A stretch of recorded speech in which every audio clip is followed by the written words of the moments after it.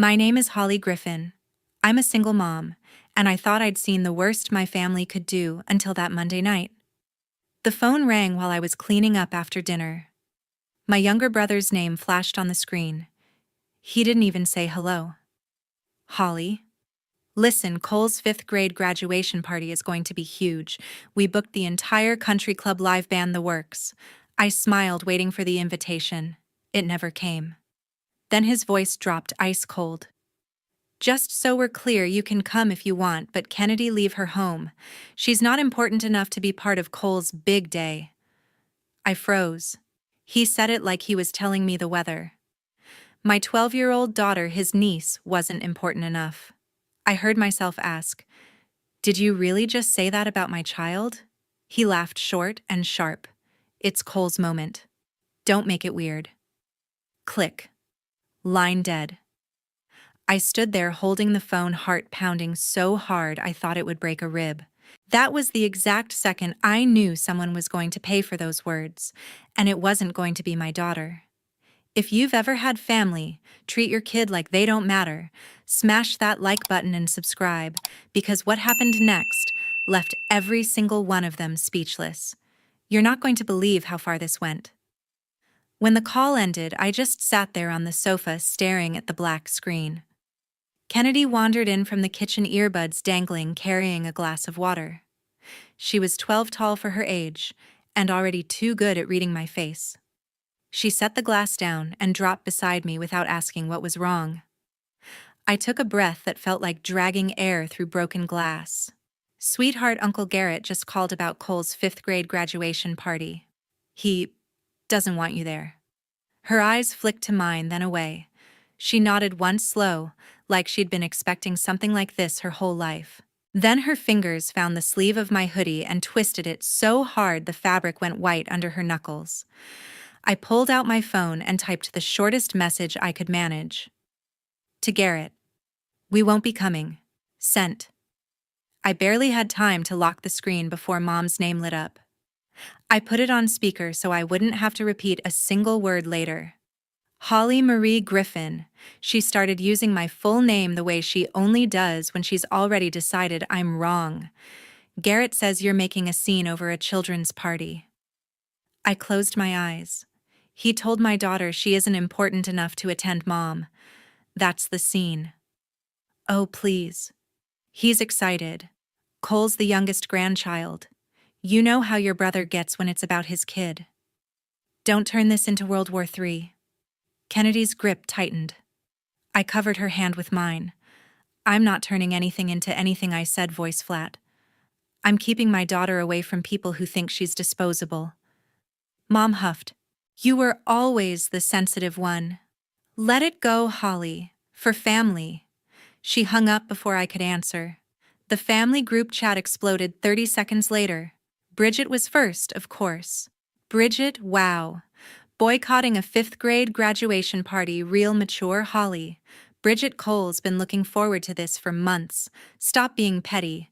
Bridget, Garrett said you decided Kennedy shouldn't come. Don't rewrite history." I stared at the messages stacking up. He'd already flipped the script. A cousin posted the eye roll emoji. Someone else dropped a gif of a toddler throwing a tantrum. Dad stayed quiet. That silence was louder than any text. Kennedy read over my shoulder. "They think I didn't want to go." Her voice was small, cracked right down the middle. I turned the phone face down. "They believe whatever's easiest, baby." She leaned into me, head against my arm. "I don't even like country clubs." But her shoulders started shaking anyway. I muted every notification, turned the ringer off, and let the house fall into total silence. The kind of silence that presses against your eardrums. We stayed like that for a long time.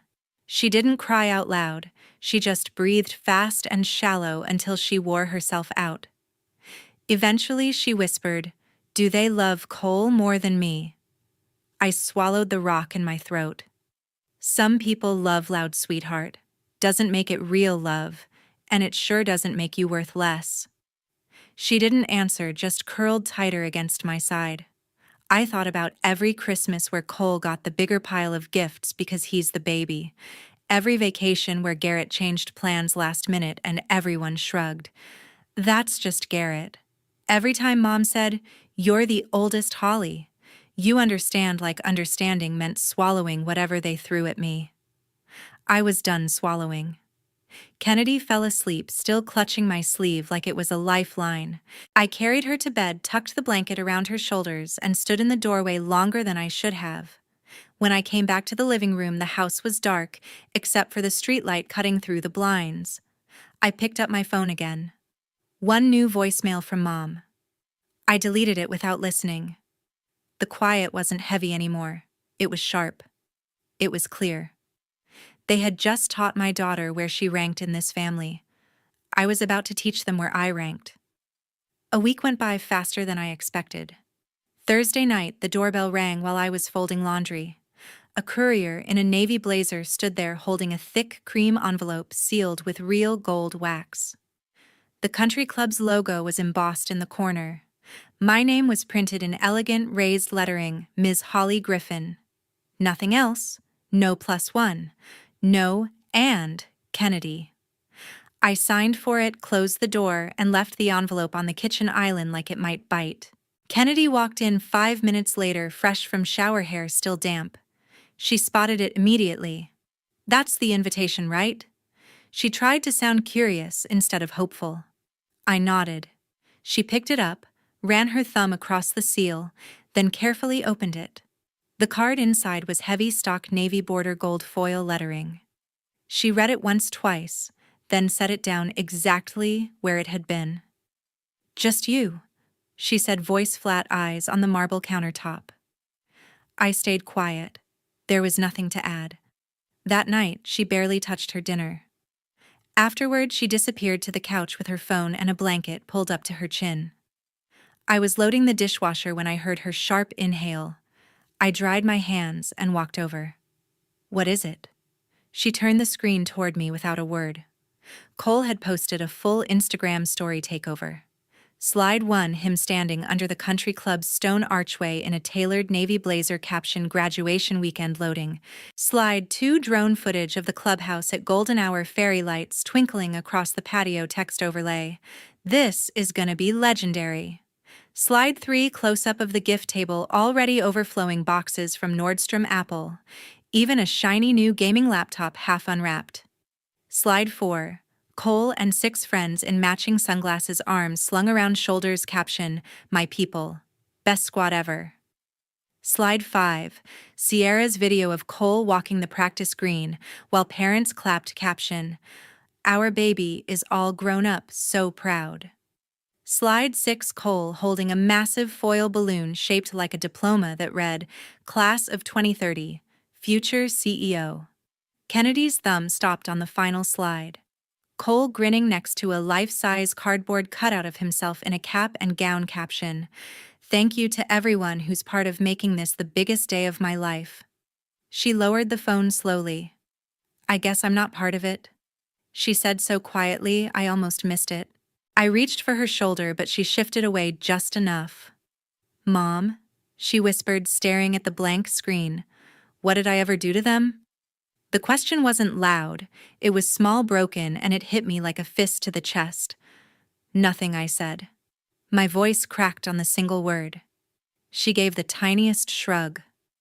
"I'm almost 13. I know how this works. If you're not invited, it's because they don't want you there." Every comforting lie I'd ever told her about family flashed through my mind and died. She stood up, blanket slipping to the floor. "I've got a history project due tomorrow." She walked to her room and closed the door with the softest click I'd ever heard. I stayed on the couch staring at the gold-sealed envelope glowing under the kitchen light like some kind of verdict. Hours later, I checked on her. She was asleep on top of the cover's phone, still clutched in her hand screen, dead. Cole's stories had played on loop until the battery gave out. I gently took the phone, closed Instagram, and set it on her nightstand. Then I stood in the doorway watching her breathe. The streetlight cut sharp lines across her face. She looked 10 years younger than 12. I thought about every time I'd told her family always shows up. Every time I'd said cousins are your first best friends. Every time I'd promised that blood means you're never alone. All of it lies. I walked back to the kitchen, picked up the invitation, and turned it over in my hands. The paper felt cold and expensive. Kennedy's name wasn't on it. And that was the moment something inside me snapped. Not loud, not dramatic, just a clean, quiet break. I was done pretending this was okay. Saturday arrived, the day of the graduation party. I woke Kennedy at 7, threw swimsuits, sunscreen goggles, and a cooler of snacks into the car, and drove us 2 hours north to the giant indoor water park she'd been asking about for months.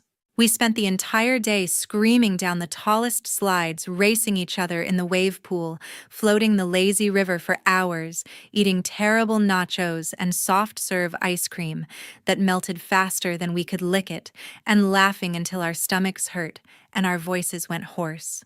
For 9 straight hours, she was just a kid again. No phones, no invitations, no hurt feelings, no family drama. Just water sunshine through the glass roof and the two of us. By late afternoon, we were pink-shouldered, chlorine-scented, and perfectly happy. She fell asleep against the passenger window before we even left the parking lot, hair still dripping, mouth slightly open, one hand curled loosely on her lap. It was nearly 8:30 when we pulled into Mom's long driveway for the monthly family dinner nobody ever misses. The porch lights blazed, bright cars lined both sides of the street, and Garrett's brand new white Range Rover sat front and center like it had reserved the spot a year in advance. I touched Kennedy's shoulder gently. "Hey, Sleepy, we're here." She blinked awake, rubbed her eyes, hair plastered to one cheek. "Do we have to stay long? Just long enough to eat and be polite?" We walked in through the kitchen door that opened straight into the dining room. The table was already full. Mom stood at the head ladling gravy. Dad Wayne was carving the roast chicken at the far end. Bridget had claimed the seat closest to the wine bottle and was halfway through her 3rd glass. Sierra wore a new emerald silk dress that probably cost more than my monthly mortgage. Cole still had his little graduation medal clipped crookedly to his blazer collar, and Garrett sat in the center of it, all arms spread across the backs of 2 chairs, grinning like he'd just been crowned king of the universe. Every single head turned the second we stepped in. "Well, look who finally showed up," Mom called, waving a spoon dripping with gravy. "We saved you 2 spots right here." Kennedy hesitated half a step behind me. I squeezed her hand and led her to the empty chairs. Cole bounced in his seat. "Kennedy, they gave me a real medal." "Look." Bridget smirked over her glass. "Yeah, where were you guys all day?" "The party was insane." Garrett tilted his head, fake concern dripping from every word. "Holly said Kennedy had a stomach bug." "You look pretty energetic now." Kennedy's fingers went ice cold in mine. Mom slid 2 steaming plates in front of us. "Sit, eat." "Cole was the star today. Tell her about the Sunday bar, Cole." Cole launched in 20 toppings, confetti cannons, professional photographer following him around half the afternoon, drone flying overhead, principal giving him a special shout-out. Kennedy stared at her untouched mashed potatoes like they held the secrets of the universe. Sierra leaned forward, all sugar and silk. "We really missed you girls. Big days are better when the whole family's together." Bridget snorted loud enough for the neighbors to hear. "Some people just can't handle not being the center of attention for once." Dad cleared his throat, the same warning he's used for 30 years, but nobody even glanced his way. Garrett chuckled. "Come on, guys." Holly decided all the excitement would be too much for Kennedy, right? He delivered it like the perfect punchline. The table laughed. Mom, Bridget, Sierra, even Dad cracked a reluctant smile. Kennedy's fork slipped from her fingers and clattered against the plate. Mom frowned. "You okay, honey?" Kennedy's face flushed dark red. She opened her mouth, but only a tiny broken sound came out. Cole still buzzing on leftover sugar, and attention kept going. They had a photographer following me the whole time. That was the last straw. Kennedy shoved her chair back so hard it screeched across the hardwood. She stood, eyes already spilling over, and bolted through the kitchen past the fridge covered in 30 years of family photos out the side door onto the porch. The screen door slammed behind her like a gunshot. The dining room went dead silent. Bridget rolled her eyes. Drama queen. Mom reached toward the empty chair. Holly. I rose slowly, every eye in the room locked on me. Garrett smirked into his wine glass. Kids. Huh. So sensitive. I looked around the table at every adult who had just watched my 12-year-old daughter flee in tears and still found a way to laugh about it. Then I looked at Kennedy's empty chair, at the fork lying sideways in the mashed potatoes, at the untouched food going cold. Something inside me snapped clean in half. They would never make her feel small again. Watching my daughter disappear through that side door, I stood up slowly from the dining table. Every fork was frozen halfway to every mouth. Every wine glass hovered. The only sound was the tick of Mom's old wall clock and the faint thud of Kennedy's footsteps on the porch boards. My hand was shaking, but my voice came out like steel. I reached into my pocket, pulled out my phone, and scrolled to the contact saved simply as J. Chen, VC. I pressed call. Speaker on. It rang once. A calm, familiar voice answered. Holly. The entire table leaned forward as one. James, I said, loud and clear so the phone's tiny speaker carried every word into the dead silent room, the Series A with Garrett Harrison. Kill it. Right now. A half beat of silence on the line. Reason, James asked, professional as always. I locked eyes with Garrett. His face had already lost all color. Because the founder just proved in front of our entire family that he believes my 12-year-old daughter is worthless. I will not put $5 million behind someone who treats my child like garbage. Garrett's chair crashed backward as he shot to his feet. Holly, what the hell are you doing? James didn't miss a beat. Termination letter goes out in 60 seconds. Marked lead investor withdrawal. Irreconcilable conflict of values. Anything else? That's all I said and ended the call. The dining room detonated. Garrett lunged across the table, knocking over a water glass. Call him back right now. Sierra screamed high and sharp. That money is Cole's future. Bridget's wine glass slipped from her fingers and shattered on Mom's hardwood floor. You're insane, Mom started, sobbing into her napkin. Holly, please. He's your brother. Dad slammed both palms on the table so hard the plates jumped. Holly Griffin, you get that man back on the phone this instant. I didn't move an inch. For 2 years, I said, voice perfectly steady, I have been the anonymous lead investor in Garrett's round. I demanded my name stay off every cap table, every pitch deck, every single email, so no one could ever accuse me of giving family a free ride. I was scheduled to sign the term sheet next Thursday. Garrett made a strangled sound. You're lying. Check your inbox, I said. James just blind copied me on the termination. 4 investors have already replied out in the last 45 seconds. Sierra collapsed back into her chair like someone had cut her strings. Cole stood in the doorway, confused metal still pinned crooked on his blazer. Dad Garrett ignored him, eyes locked on me in pure panic. You kept this secret for 2 years just to pull the rug out. Now I kept it secret so you could earn it on merit, I said. Tonight you proved you never deserved a single cent. Bridget's voice cracked. This is financial murder over a graduation party. No, I said. It's consequences for telling my daughter she doesn't belong.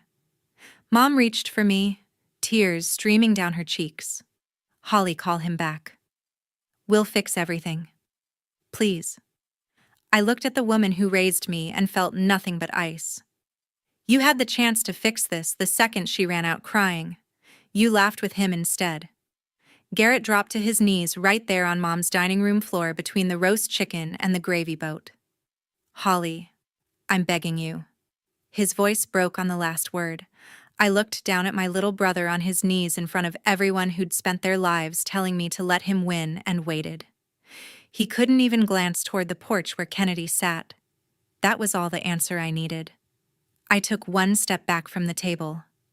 Garrett's voice turned raw. "You're killing everything I've built." "No, Garrett," I said perfectly, calm. "You killed this family the moment you decided my daughter wasn't important enough for your son's big day." I turned and walked out of the dining room, past the shattered glass and the spilled wine, past every wide-eyed face that suddenly realized the price of choosing sides. I found Kennedy exactly where I knew she'd be, curled on the top porch step, arms wrapped around her knees, crying so hard her whole body shook. I sat, pulled her into my lap like she was still small enough to carry, and held her while the shouting started inside Garrett's voice. Loudest, Mom sobbing, Bridget screaming my name. Kennedy whispered against my neck, voice tiny and cracked. "Did you really just do that?" I kissed the top of her wet hair. "Yes, baby." And I would do it again 1,000 times. The porch light flickered overhead, casting long shadows across the front yard. Inside, someone started pounding on the screen door, calling my name. I didn't turn around. 2 days later, my phone started blowing up. I was making coffee when the first notification hit. Then another. Then a flood. I glanced at the screen. 47 missed calls, 23 voicemails, hundreds of texts. All from the same 4 people. The subject line of the newest email stopped me cold. From James Chen, subject official termination, Harrison Technologies Series A. I opened it. After careful consideration and in direct response to the lead investor's withdrawal, Apex Ventures is formally terminating the Series A term sheet with Harrison Technologies effective immediately. Primary reason: serious concerns regarding founder character and alignment with core family values of the partnership. Below it, a chain of forwarded replies from every other investor on the cap table. Out. Pulling my commitment. Regretfully withdrawing. Effective immediately, we are out. One by one, like dominoes. The phone rang again. Sierra's name. I let it go to voicemail. 30 seconds later, it rang again. "Mom. FaceTime." I declined. Then Bridget. A wall of text appeared. "Bridget. You evil bitch. Do you have any idea what you've done? Garrett hasn't slept in 48 hours. His entire company is collapsing because of your temper tantrum. You're proud of yourself. Destroying your own brother over a stupid party. I hope you rot." Another message, same thread. Bridget Cole asked why Aunt Holly hates him. How do you explain that to an 11-year-old? I set the phone face down on the counter. Kennedy walked in, still in pajamas, hair messy from sleep. She saw my face and stopped. "Is it them?" she asked quietly. I nodded. She climbed onto the stool beside me, pulled my phone over, and started scrolling through the notifications with the calm curiosity only kids can manage. Another FaceTime from Mom popped up. Kennedy watched it ring out. Sierra called again. Then Garrett. Then Mom again. Kennedy looked up at me, eyes wide but steady. "They're really mad, huh?" I managed a small laugh that didn't feel like laughing. "Yeah. Really mad." She kept scrolling, then stopped on Bridget's last message, the one about Cole. Her face changed. Something hardened behind her eyes. She put the phone down, reached over, and placed her small hand on my shoulder. "Mom," she said, voice soft, "but sure you did the right thing." I stared at her. It was the first time she'd ever said anything like that. Not "are you sure?" Not "will they forgive us?" Just those 6 words, spoken like she already understood more about boundaries than most adults ever do. My eyes filled so fast I couldn't stop them. She climbed into my lap like she used to when she was little, wrapped her arms around my neck, and let me cry into her hair while the phone kept buzzing against the counter like an angry hornet trapped in a jar. When I could breathe again, I whispered, "Thank you, baby." She pulled back just enough to look at me. "I'm not a baby anymore," she said, half smiling through her own wet eyes. "And I'm not sorry. We left." The phone rang again, Garrett this time, the 10th call from him in 20 minutes. Kennedy reached over and pressed decline without hesitation. Then she turned off the ringer completely. The sudden silence felt like the first real peace we'd had in weeks. We sat there together at the kitchen island, coffee going cold, notifications finally muted, while the rest of the family screamed into a void that no longer included us. Wednesday afternoon, the doorbell rang nonstop. I was at the kitchen island finishing payroll for my own portfolio companies when the first burst came. 3 sharp rings, pause, 3 more, then a long press like someone had planted their palm on the button. Kennedy looked up from her laptop at the dining table. "Who's that?" I already knew. I walked to the front door and opened it just wide enough to see without inviting them inside. Garrett and Sierra stood on my porch looking like they'd been dragged through hell. Garrett's shirt was untucked, and wrinkled eyes, red-rimmed stubble covering half his face. Sierra's hair was in a messy knot, mascara, smudged into dark circles, no trace of her usual designer armor. Garrett tried to step forward. I didn't budge. "Holly," he rasped, voice raw. "We need to talk, please." Sierra's hands were clasped so tight her knuckles were white. 5 minutes. That's all. I kept my hand on the door. Kennedy's doing homework 10 feet away. Garrett swallowed hard. "We know. We're desperate." Sierra's voice cracked. "The company is gone. Investors pulled out within hours. Employees are already leaving. We're going to lose the house, Cole's school, everything." Garrett's eyes filled.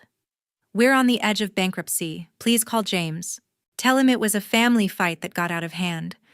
Tell him anything." Sierra nodded fast. "We'll sign whatever you want. We'll say whatever you need us to say. Just save the company." I studied them for a long, silent moment. Neither had asked how Kennedy was. Neither had said her name even once. I spoke quietly. "Where's your apology to my daughter?" Sierra blinked, thrown. "What, you heard me?" I said. "You came to my door begging for $5 million, but neither of you has asked about the 12-year-old sitting in the next room who cried herself to sleep because her uncle told her she wasn't important enough to attend his son's graduation party." Garrett opened his mouth, closed. It opened it again. Nothing came out. Sierra tried. "Holly, this is bigger than no." I cut in. "It's exactly that, small. It's about a little girl who learned from her own family that she ranks dead last." Garrett's knees buckled. He dropped right there on my welcome mat, hands clasped in front of him. "I'm begging you," he whispered, tears spilling. "For Cole. For our family. Save us." Sierra knelt beside him, sobbing openly. "We'll lose everything we've worked for. Please." I looked down at my brother on his knees on my porch, crying like a child, and felt nothing. Not anger, not pity, nothing. I leaned forward just enough for them to hear. "Cole's future is not my daughter's responsibility," I said, voice calm and cold. "And neither is yours." Garrett looked up, eyes wild. "You can't be serious. I've never been more serious in my life." Sierra clutched his arm. "Holly." I stepped back inside. Garrett tried to stand. "Wait." I closed the door, softly, calmly. No slam. Just the quiet click of the lock sliding into place. Through the peephole, I watched them stay there another full minute, Garrett still on his knees, Sierra clutching his shoulders, both crying into the afternoon sun. Then they walked back to their car, heads down, got in, and drove away. I turned the deadbolt. I blocked every phone number that belonged to them. I removed them from every family chat, every shared album, every emergency contact list. I changed the gate code. From that day forward, Garrett and Sierra ceased to exist in our world.